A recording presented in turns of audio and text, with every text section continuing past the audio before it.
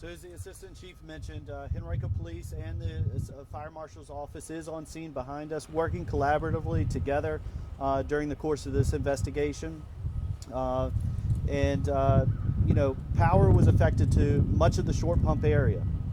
So that prompted a large police presence at various intersections throughout Short Pump to ensure traffic still flowed adequately.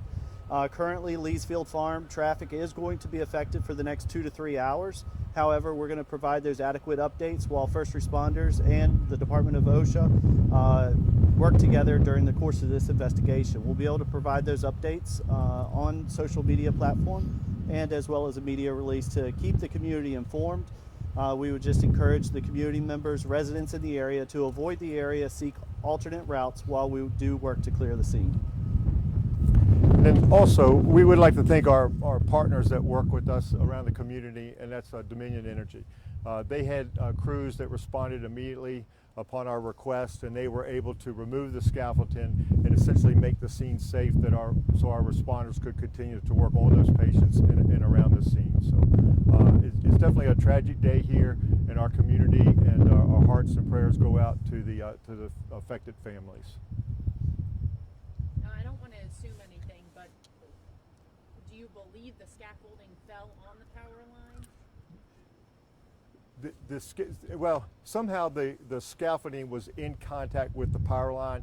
What we're trying to determine is, in talking with the other workers that were on scene, is how did it end up in that fashion. So, but as any metal object or any object that would make contact with power line, you run the risk of it arcing and or causing injuries to people that are in the immediate area. Do you happen to know how many crew members were on site? Because it is a construction site. I don't know at this time.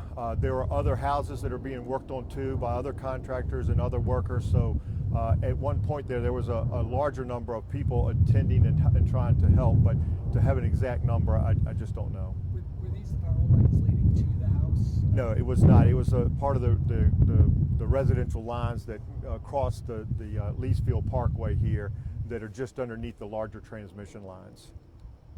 So is it safe to say the cause of death would be electrocution at this point? We would rather not make that statement at this point until we also, in addition to working with OSHA, the medical examiner's office is also involved and actually are on scene here too. So those kind of statements or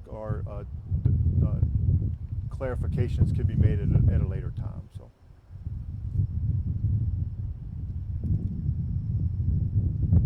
Okay.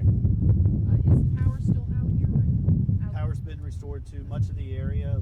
Police have cleared most of those intersections, and everything is isolated here to Leesfield Parkway.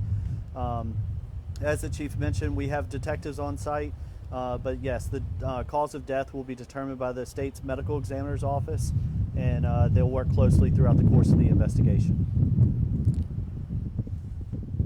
And again, identification will come at a later time while both of our agencies work conjointly together to notify next of kin.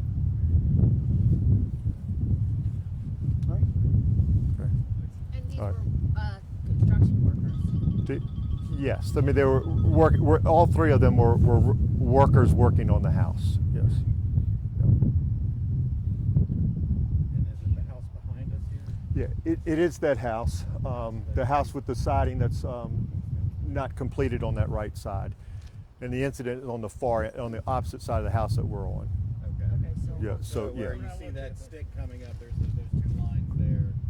Is that the main transmission line? So the higher transmission lines would be the taller ones, and then the residential lines are the lower ones on that wooden pole that we can see here from here. Oh, the one that's kind of going down, dropping down low.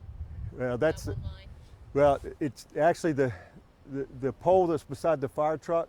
The three lines that are on the top, as it transfers or goes across that way, those are the lines that it made contact with. So it's the residential line.